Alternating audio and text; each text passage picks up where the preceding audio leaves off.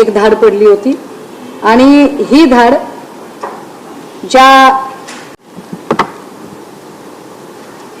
ज्या कारणामुळे ही धाड पडली होती त्याच्यामध्ये हे स्पष्ट होतं की विशाल मोरे आधी मुलुंडमध्ये एक धाड पडली होती, त्यानंतर वर्ध्यामध्ये एक धाड पडली आणि मुलुंड आणि वर्ध्याच्या नंतर विशाल मोरे नावाच्या व्यक्तीची माहिती मिळाली। त्यानुसार मुलुंडचे पोलीस हे विशेषतः क्राईमचे स्पेशल क्राईमचे जे पोलीस होते ते पुण्यामध्ये पोहोचले। पुण्यामध्ये त्यांनी विशाल मोरेला अटक केली। विशाल मोरे हा राष्ट्रवादी काँग्रेस अजित पवार यांच्या पक्षाचा पदाधिकारी। विशेष म्हणजे 8 दिवस आधी याची नियुक्ती झाली होती। जशीही ही बातमी पुढे आली बॅकडेटमध्ये तो आमच्या पक्षात नाही असं दाखवलं गेलं। विशाल मोरेच्या सांगण्यावरून पुढे 2 रेड झाल्या होत्या। त्या 2 मधली एक महत्त्वाची रेड होती ती सावरीची रेड ज्या भागामध्ये झाली ती जमीन प्रकाश शिंदे नावाच्या माणसाची आहे असे पुढे आले। पण प्रकाश शिंदे कोण आहे हे विचारल्यावर साताऱ्याचे एसपी तुषार दोशी यांनी सांगितलं की हा प्रकाश शिंदे तो प्रकाश शिंदे नाही जो प्रकाश शिंदे उपमुख्यमंत्री एकनाथ शिंदे यांचा भाऊ आहे। पण आपण मागच्या पत्रकार परिषदेमध्ये या संबंधाने ही सगळी बैजवार माहिती स्पष्ट केली आणि प्रकाश शिंदे हे एकनाथ शिंदेंचे भाऊच आहेत या संबंधाने सगळे पुरावे कागदपत्र हे आपण मागच्या पत्रकार परिषदेमध्ये दिले। त्यानंतर प्रकाश शिंदे माध्यमांच्या समोर आले आणि म्हणाले हो ठीक आहे परंतु मी आता ते हॉटेल ती जमीन माझी नाही। मग आपण त्या जमिनीच्या 7 बारा दाखवल्या। त्यानंतर ते म्हणाले की तिथे मी रिसॉर्ट चालवतच नाही, ती काही कमर्शियल प्रॉपर्टी नाही। मग आपण ती प्रॉपर्टी कमर्शियल आहे हे अगदी ऑनलाईन डेमो करून दाखवलं। आता त्यानंतर त्यांनी असं म्हटलं की ही प्रॉपर्टी मी विकलेली आहे। तर काही गोष्टी आपल्याला पहिल्यांदा सांगितल्या पाहिजेत की मुळात प्रकाश शिंदे खोटं बोलत आहे। ड्रग्जच्या प्रकरणामध्ये आपल्याला कदाचित कल्पना असेल की शाहरुख खानचा मुलगा आर्यन खान याला ड्रग्जच्याच प्रकरणामध्ये अटक झाली होती। ही अटक जेव्हा शाहरुख खानच्या मुलाला झाली त्यावेळेला त्याच्याकडून जे ड्रग्ज जप्त करण्यात आलं होतं ते ड्रग्ज किती होतं साधारणतः तर त्याच्यामध्ये फक्त 13 ग्रॅम कोकीन होतं। हे फार विशेष आहे की 13 ग्रॅम कोकीन आर्यन खानकडे मिळालेलं होतं। 21 ग्रॅम चरस होतं आणि 22 अर्थात हा पोलिसांनी पंचनाम्यामध्ये लिहिलेला रिपोर्ट आहे। खरं खोटं त्यांनाच माहिती, कारण याचा खरं खोट्यापर्यंत जेव्हा नवाब मलिक पोचायला लागले तेव्हा नवाब मलिकांचं काय झालं हे मी वेगळं सांगायची गरज नाही। 13 ग्रॅम कोकीन, 21 ग्रॅम चरस, 22 गोळ्या MDMAच्या आणि 5 ग्रॅम MD ड्रग्ज एवढं ते त्यांच्याकडून जप्त झालं होतं। त्यानंतर आर्यन खानला ताब्यात घेतलं गेलं। आर्यन खानची जामीन होण्यासाठी बऱ्याच मशक्कती कराव्या लागल्या आणि तो जामीन लवकर झाला नाही। याच्या बातम्या फक्त प्रादेशिक नाही तर राष्ट्रीय आणि आंतरराष्ट्रीय चॅनलवर सुद्धा झळकल्या। त्याचे सगळे लाईव्ह प्रेस फुटेज आपल्या समोर दिसले। त्या लाईव्ह प्रेस फुटेज मध्ये कशा पद्धतीने ते ड्रग्ज मिळालं, आर्यन खान कुठे होता काय नाही ह्या सगळ्या गोष्टी पुढे आल्या। मग एक दुसरी धाड पडली ती प्रांजल खेवलकरवर पडली। प्रांजल खेवलकर अर्थात एकनाथ खडसे यांचे जावई प्रांजल खेवलकर हे एका घरगुती पार्टीला जॉईन झालेले होते आणि त्या घरगुती पार्टीमध्ये तिथे चरस गांजा होता असं सांगितलं गेलं आणि त्याचे सुद्धा फुटेज मिळाले, सीसीटीव्ही फुटेज मिळाले। कशा पद्धतीने पोलीस आत आले, नार्कोटिक्स आत आलं, नार्कोटिक्सने कशा पद्धतीने त्याच्यावर कारवाई केली, मग कुठे कुठल्या पर्समध्ये कुठल्या पुडीतून कोणत्या कागदातून कसा ड्रग्ज मिळाला हे सगळं सांगितलं गेलं। विशेष त्यानंतर पुण्याचे सगळे पोलीस पुढे आले। नार्कोटिक्सची ही सगळी कारवाई करणारे जे लोक होते ते सुद्धा पुढे आले आणि त्यांनी एक जाहीर पत्रकार परिषद घेतली आणि त्या पत्रकार परिषदेमध्ये त्यांनी ते सगळं दाखवलं। हेही नसे थोडके या पत्रकार परिषदेमध्ये अजून एक व्यक्ती आली जिचा काहीच संबंध नव्हता। एरवी ज्या बाई कुठेच नसतात त्या बाई तिथे चमकोगिरी करायला चमकल्या। मुद्दा हा आहे की जिथे ग्रॅमच्या संख्येमध्ये चरस आणि गांजा मिळाला तिथे पत्रकार परिषदा झाल्या, सीसीटीव्ही फुटेज लगेच माध्यमांकडे आले। मात्र ज्या सावरीमध्ये तब्बल 115 कोटीचं ड्रग्ज मिळालं ना त्याचं सीसीटीव्ही फुटेज बाहेर आलं ना त्या संबंधाने एकही पत्रकार परिषद पोलिसांनी घेतली। नार्कोटिक्सने खरं तर त्याच्यातली एक पत्रकार परिषद घेणं अपेक्षित होतं, पण ती घेतलीच नाही. या सगळ्यांमध्ये कारवाई करणारे पीआय आत्मजी सावंत, हे आत्मजी सावंत आजपर्यंत कुणालाही भेटले नाही, बोलले नाही, माध्यमांच्या समोर आले नाही. याच्यावर ते चकार शब्द बोलत नाहीत. आत्मजी सावंत कुठे आहेत? त्यांच्या जीवाला काही धोका निर्माण झालाय का? आत्मजी सावंतचं नेमकं काय झालेलं आहे? आत्मजी सावंत बोलत का नाहीत? एकीकडे उपमुख्यमंत्र्यांनी लगेचच स्वतः जज असल्यासारखी क्लीन चिट देऊन टाकली. मी माध्यमांना पुन्हा एकदा आठवण करून दिली पाहिजे. ललित पाटील प्रकरणाच्या वेळेला सुद्धा अशाच पद्धतीच्या क्लीन चिट वाटायचं काम देवेंद्रजी करत होते आणि ते सांगत होते की लवकरच आम्ही ड्रग्ज मधला सगळं नेक्सस बाहेर काढणार आहोत, पण ते बाहेर निघाले नाही. फार फार तर थोडेफार दादा भुसे आणि शंभूराज देसाई वगैरे डॅमेज झाले, पण ते काही बाहेर आले नाही. नंतर प्रांजल खेवलकरच्या प्रकरणातही असंच झालं. मी सगळं नेक्सस बाहेर काढणार आहे म्हणाले, नेक्सस बाहेर आलंच नाही. फार फार तर एकनाथ खडसे, रोहिणी खडसे यांना डॅमेज करायचं काम झालं. आता याही प्रकरणात ते असं म्हणाले की आम्ही सगळं नेक्सस बाहेर काढणार आहोत. नेक्सस बाहेर कधी येणार आहे? नेक्सस बाहेर येतच नाही. येतात ते फक्त आणि फक्त ड्रगचे साठे. कारण पहिल्या दिवशी 115 कोटीचं ड्रग सापडतं, 4 दिवसानंतर पुन्हा तिथे लोक जातात, पुन्हा एनडीटीव्हीचा एक कॅमेरा जातो आणि पुन्हा एकदा तिथे तब्बल 30 ते 40 लिटरचं लिक्विड स्वरूपातलं एमडी मिळतं. त्याच्या दुसऱ्याच दिवशी पाचगणीमध्ये सुद्धा 45 किलोचं कोकेन मिळतं. कारवाई काहीच झाली नाही. हे सगळं नेमकं कुठून झालं, काय झालं याची कल्पना नाही. आता जरा मूळ मुद्दा, प्रकाश शिंदे नेमके कोण? प्रकाश शिंदे असं सांगतायत की माझा या सगळ्या प्रकरणाशी संबंध नाही. तुमचा संबंध नाही, चला मी 1 मिनिटासाठी मान्य करते. मग बॅकवॉटर मधलं बांधकाम करू कसं काय दिलं? जे शंभूराज देसाई माझ्याबद्दल फार केसेसची भाषा करत होते, ते शंभूराज देसाई आता कुठल्या बिळात लपलेले आहेत? शंभूराज देसाईंनी कोणती माहिती घेतली, ती माहिती अजूनही पत्रकारांच्या समोर आणि माध्यमांच्या समोर का आणली नाही? शंभूराज देसाई ही गोष्ट का सांगत नाहीयेत की नेमका तो 1200 मीटरचा सिमेंटचा रस्ता कुणासाठी बांधला होता? रस्ता बांधण्यासाठी जमीन अधिगृहीत केली होती का? जमीन अधिगृहीत केली तर ती कोणी अधिगृहीत केली होती? याबद्दल शंभूराज देसाई कमालीची गुप्तता बाळगतात. जर ही प्रॉपर्टी उपमुख्यमंत्र्यांच्या भावाची नाही आणि कोणीतरी एका क्ष माणसाची आहे, तर तो क्ष माणूस असा इतका भारी आहे का की पालकमंत्री शंभूराज देसाई सुद्धा कारवाई करायला घाबरतात? शंभूराज देसाई अजून कचरतात का बरं? हे सरळ सरळ अनाधिकृत बांधकाम आहे, जी 7/12 त्या दिवशी प्रकाश शिंदे यांनी दाखवली. ती 7/12 दाखवताना त्यांनी सर्वे नंबर 17 मधली 7/12 दाखवली. मात्र जे बांधकाम आहे ते सर्वे नंबर 13B मधलं बांधकाम आहे. 13B ची जी सगळी मिळकत आहे, ती सगळीच्या सगळी मिळकत ही कोयनाची मिळकत आहे, म्हणजे ही सरकारी मालमत्ता आहे. जर ती सरकारी कोयना प्रकल्पाची मिळकत जमीन असेल तर या जमिनीवर बांधकाम करण्याची परवानगी कुणी दिली? हा प्रश्न आपण आधी विचारला होता, परत एकदा विचारतोय. ते याच्यासाठी की शंभूराज देसाईंच्या सारखी माणसं जी अत्यंत बोलघेवडेपणा करतात, जी फार मोठमोठ्या गप्पा हाणतात, मात्र पालकमंत्री म्हणून ती झिरो असतात. मी मागेही म्हटलं की पालकमंत्री म्हणून शंभूराज देसाई हे ढ आहेत. कारण पालकमंत्र्याला कळलं पाहिजे आपल्या जिल्ह्यामध्ये नेमकं काय काय आहे. जर त्यांच्या जिल्ह्यामध्ये 105 TMC क्षमतेचं धरण आहे, तर या धरणामध्ये बांधकाम कसं अवैध झालं यावरती त्यांनी का बरं अजूनही तोंड उघडलेलं नाही? ओंकार डिगे बघा, शाहरुख खानच्या पोराच्या प्रकरणामध्ये लगेच आर्यन खानला अरेस्ट झाली, आजूबाजूची लोक पण ताब्यात घेतली, पत्रकार परिषदा आणि सगळा त्याची मीडिया ट्रायल झाली. परंतु 115 कोटीचं ड्रग्ज मिळाल्यानंतरही जो स्पॉटला माणूस आहे ओंकार डिगे, त्याला अजूनही ताब्यात घेतलं नाही. ओंकार डिगेला पद्धतशीर फरार करून दिलेला आहे का? एकीकडे मुख्यमंत्री असं म्हणतात की आम्ही सगळ्या गोष्टी बाहेर काढणार आहोत. मी वाट बघितली, मुख्यमंत्र्यांच्या कर्तव्यदक्षपणावर माझा विश्वास आहे म्हणून मी थांबले 20-25 दिवस. मला असं वाटलं की ते ओंकार डिगेला आता ताब्यात घेतील, पण ओंकार डिगे फरार झाला. रणजित शिंदे कुठे आहे? जो दरेगावचा सरपंच आहे, युवा सेनेचा तालुका प्रमुख आहे, आणि प्रकाश शिंदेचं हॉटेल त्याने चालवायला घेतलं, असं प्रकाश शिंदेचा बनाव आहे. तो रणजित शिंदे कुठे आहे?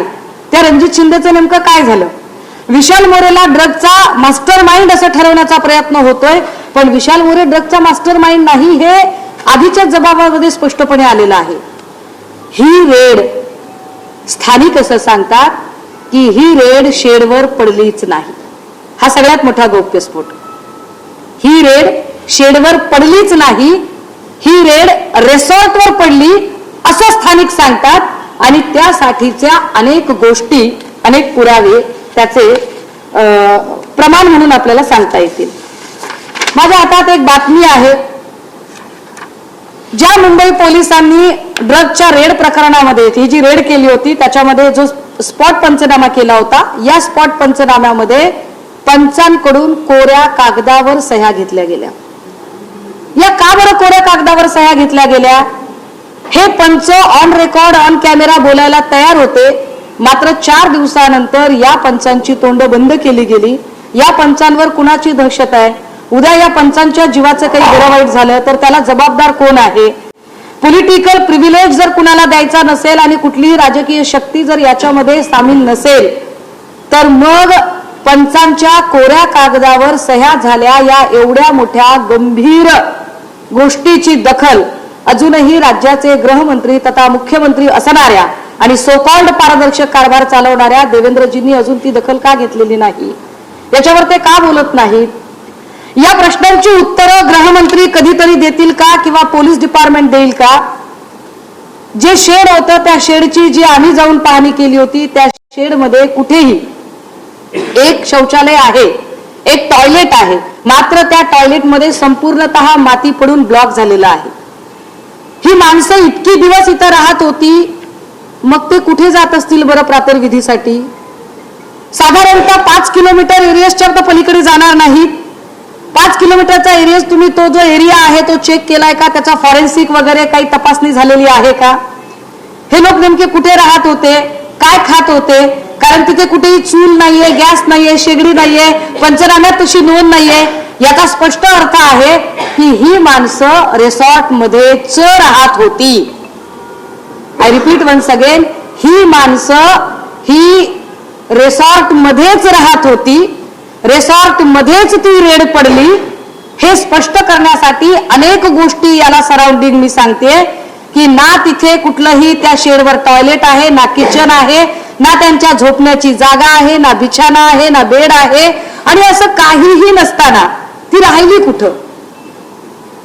स्थानिक म्हणतात की ती रिसॉर्टवरच राहत होती. स्थानिक आता घाबरून बोलत नाहीत. मग ज्या रिसॉर्टवर एवढी मोठी गोष्ट घडत होती आणि जे रिसॉर्ट कोयनाच्या बॅक वॉटरमध्ये अतिशय इल्लिगल पद्धतीने बांधलेलं आहे ते रिसॉर्ट अजूनही डिमॉलिश का झालं नाही? या पत्रकार परिषदेच्या निमित्ताने मी 3 महत्वाचे प्रश्न उपस्थित करते आणि ते महत्वाचे मुद्दे हे आहेत. एक, ओंकार डिगेला अटक कधी होणार आहे? जर तुम्ही ओंकार डिगेला अटक केली नाही तर हा लढा मला अधिक तीव्र करावा लागेल आणि मला यासाठी मग रस्त्यावरची लढाई लढावी लागेल आणि ती लढायला मी कटिबद्ध असेल. नंबर 2, जे अनाधिकृत बांधकाम आहे ते अनाधिकृत बांधकाम अजूनही डिमॉलिश का केलं नाही? आणि या बांधकामाच्या परवानग्या ज्या ज्या लोकांनी दिल्या होत्या त्यांच्याबद्दल पालकमंत्री म्हणून शंभूराज देसाई यांनी नेमकी काय कारवाई केलेली आहे याची स्पष्टता शंभूराज देसाई यांनी दिली पाहिजे. ती स्पष्टता ते देत नसतील तर नाईलाजाने आम्हाला ही शंका घ्यायला वाव आहे की काय या ड्रगच्या सगळ्या धंद्याला प्रत्यक्ष अप्रत्यक्ष तुमचा पाठिंबा होता का? आणि जर तुमचा पाठिंबा नसेल तर मग तुम्ही आतापर्यंत यावर कारवाई का केली नाही हे स्पष्ट करावं लागेल. कारण राज्यातल्या निवडणुकांमध्ये जो पैसा वारेमाप वापरला जातोय तो पैसा अशा पद्धतीने ड्रग्ज मधून तर येत नाही ना, ही एक शंका आहे. यासोबतच या सगळ्यांचा मुखिया अजूनही कळत नाहीये. ओंकार डिगेला परस्पर क्लीन चिट देण्याचा प्रयत्न होतो, हे दुसऱ्या अजून वर्तमानपत्राचे हे कात्रण आहे. या सगळ्या कारवाईमध्ये काळबेरं आहे असं वर्तमानपत्राचे प्रतिनिधी पत्रकार महोदय सांगतात आणि ते अनेक वेगवेगळ्या बातम्या आम्ही अशी अनेक कात्रणं दाखवू शकते. सातारा पोलिसांची कारवाई, सातारा पोलिसांचा एकूण कारभार तर यामध्ये प्रचंड संशयास्पद आहे. सातारा पोलिसांचा एक कागद माझ्या हातात आहे. सातारा पोलिसांनी कशा पद्धतीने दडपशाही चालू असू शकते त्याचा हा एक नमुना आहे. असा एक काय म्हणता येईल याला की एक टाईप केलेला एक कागद आहे.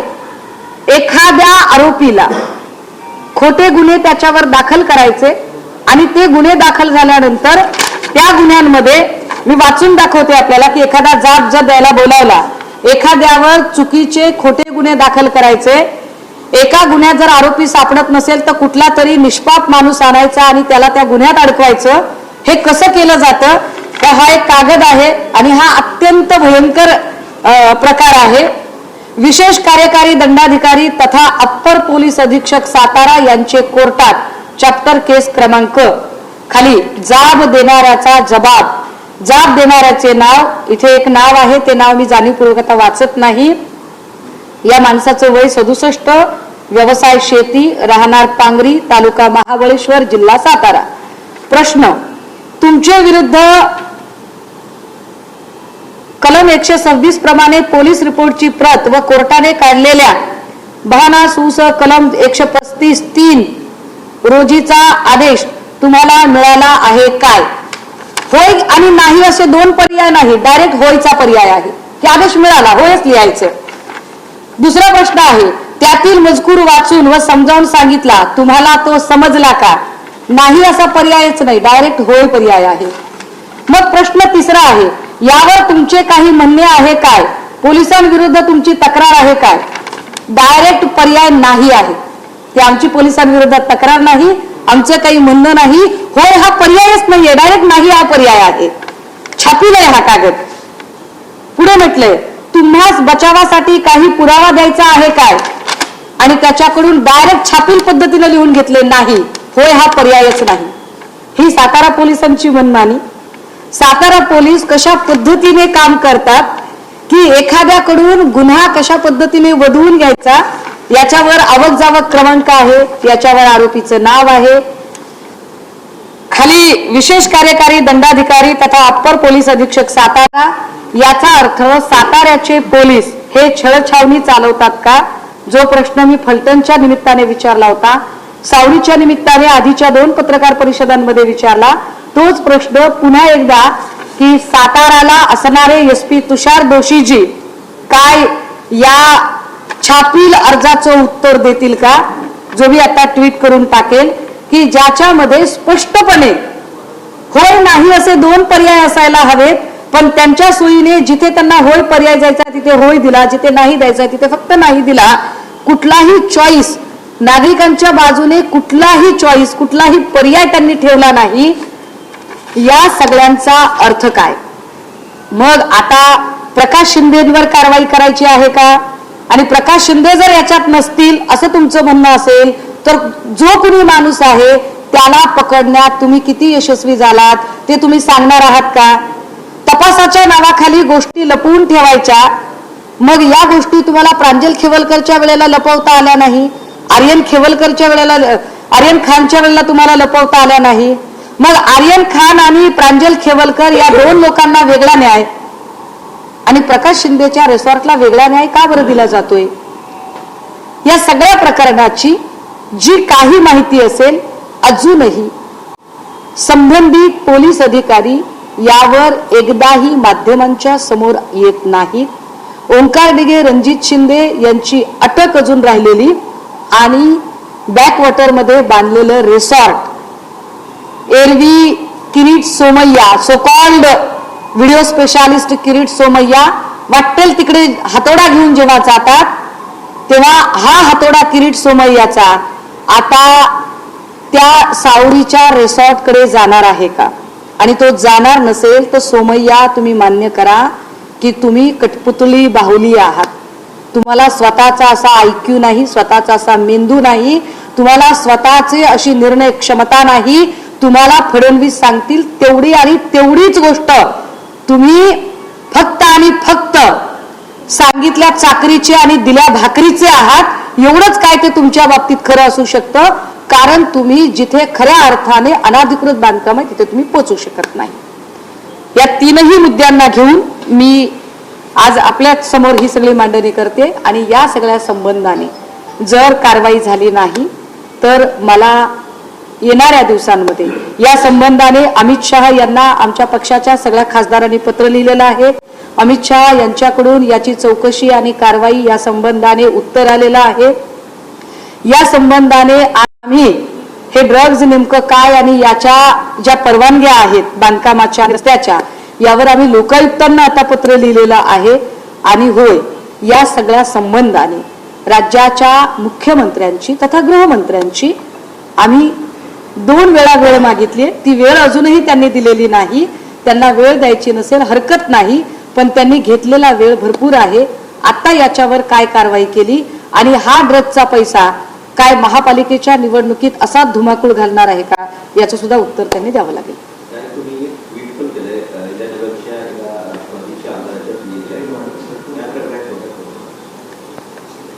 मी आपल्याला असं म्हटलं की ड्रग्जच्या प्रकरणातला पैसा निवडणुकीत येतोय का आणि निवडणुकीत तो पैसा वापरून दहशत निर्माण केली जाते का. अहिल्यानगर मधले अजून 3 व्हिडिओ मी आता याच्यानंतर ट्विट करेल. 3 महिला ओलीस ठेवल्यात त्यांनी, उमेदवार महिला, आणि या 3ही महिलांचे व्हिडिओ मी ट्विट करणार आहे. ज्या पद्धतीने संग्राम जगतापांच्या लोकांनी तिकडे एक दहशत माजवण्याचा प्रयत्न केलाय त्याचा व्हिडिओ मी ट्विट केलाय. आणि त्या संबंधाने राम माने प्रभाग क्रमांक 1 चे उमेदवार जे स्वतः पुढे येऊन माध्यमांशी बोललेले आहेत. अशाच पद्धतीने दहशत पुण्यामध्ये प्रभाग क्रमांक 15 मध्ये जिथे उमेदवार शिवसेना युबीटीचे संजय मोरे, काँग्रेसचे डॉक्टर अमोल देवळकर आहेत, यांच्याही बाबतीत चालू आहे.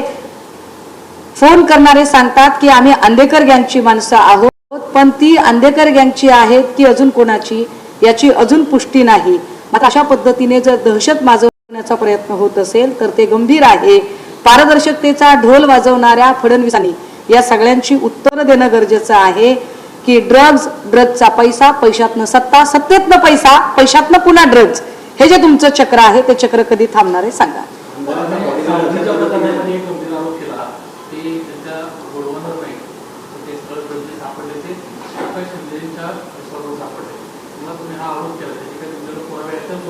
सावरीच्या प्रकरणामध्ये हे ड्रग्ज हा जो जी रेड आहे ही रेड शेडवर नाही रिसॉर्टवर पडली हे स्थानिकांचं म्हणणं आहे.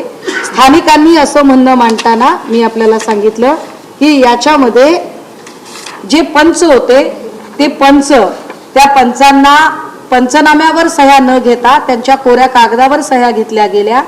यावर ते पंच इतके दिवस बोलायला तयार होते, मात्र मागच्या 1-2 दिवसांपासून तेही दहशतीखाली वावरत आहेत, त्यावर ते बोलत नाहीयेत. महत्वाची बाब अशी की माणसं जेव्हा तिथे राहतात त्यावेळेला निश्चितपणे त्यांच्या काही दैनंदिन गरजा असतात, त्यांचे नैसर्गिक कर्म असतात. तर या सगळ्यांच्या साठी ही माणसं कोणती जागा वापरत होती, कारण त्या शेडमध्ये कुठेही अन्न शिजवण्याचं कुठल्याही प्रकारच्या खानाखुणा नाहीत. या लोकांनी कुठे यांना जे टॉयलेट तिथलं आहे ते कंप्लीट बंद टॉयलेट आहे, ज्याच्यात खूप सारी माती, सिमेंट, दगड पडलेले आहेत. म्हणजे हे बाहेर कुठे जात होते का, मग त्याची फॉरेन्सिक तपासणी केलेली आहे का, मग त्या फॉरेन्सिक तपासणीच्या संदर्भाने माध्यमांशी काही पोलिसांनी काही संवाद साधलेला आहे का, तर त्याचं काहीच माहिती दिसत नाही.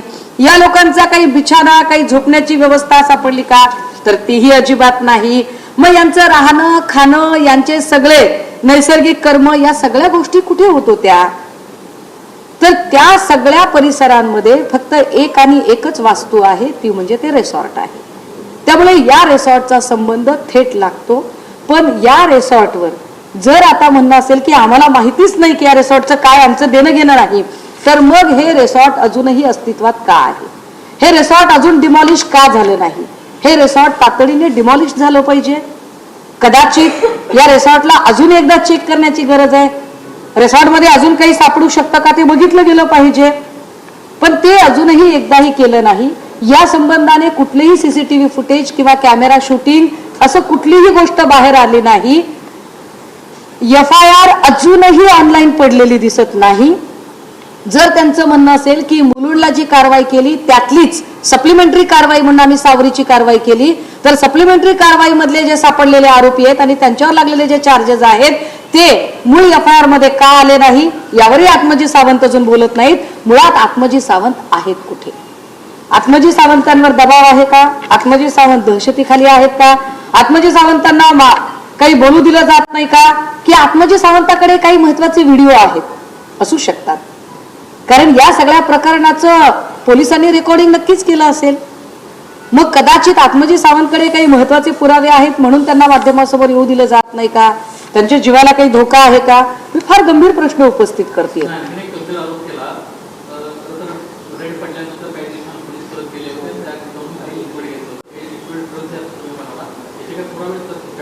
याचे पुरावे मी त्याच दिवशी ट्विट केले.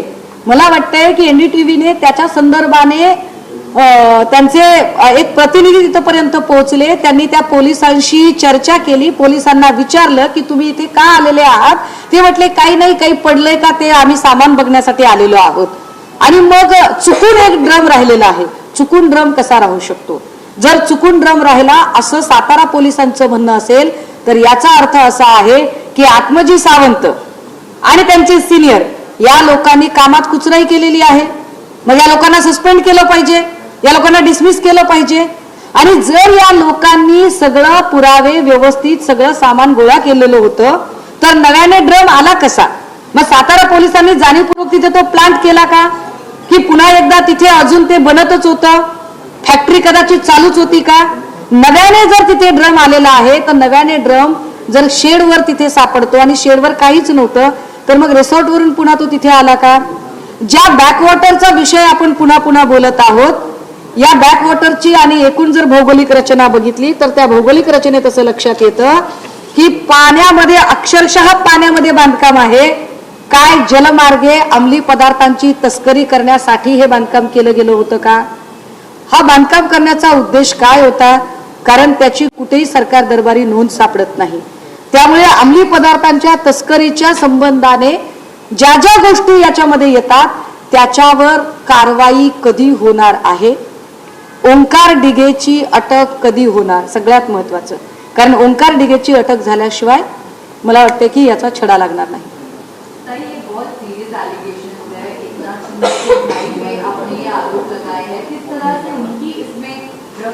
इन्वॉल्वमेंट है और आपने जिक्र किया कि किस तरह से आर्यन खान को भी ऐसे ही केस में सामने लाया गया और सब प्रेस कॉन्फ्रेंसेस हुई, लेकिन इस मामले में कहीं भी पुलिस का बयान भी बाहर नहीं आया. देखिए, मैंने आपसे कहा कि आर्यन खान के मामले में सिर्फ 13 ग्राम का चरस मिला था. प्रांजल खेवलकर की जो पार्टी चल रही थी उसमें भी बहुत कम मात्रा में ड्रग्स मिला था, लेकिन फिर भी कार्रवाई हुई. हालांकि वो होनी ही चाहिए, ड्रग चाहे ज्यादा मात्रा में मिले या कम मात्रा में मिले, किंतु 115 करोड़ का ड्रग्स मिलता है. ये आंकड़े मेरे नहीं है, ये आंकड़े पुलिस के हैं.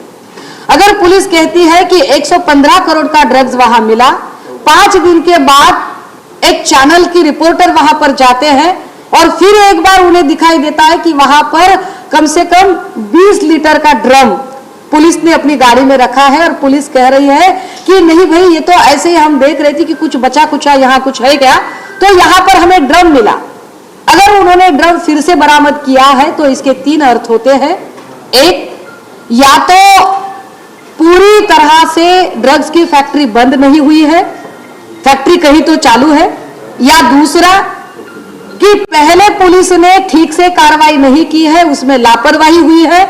अगर ऐसी लापरवाही हुई है तो उन सारे पुलिस कर्मियों को झट से उन्हें डिसमिस कर देना चाहिए और उनकी इंक्वायरी करनी चाहिए, उन्हें हिरासत में भी लेना चाहिए.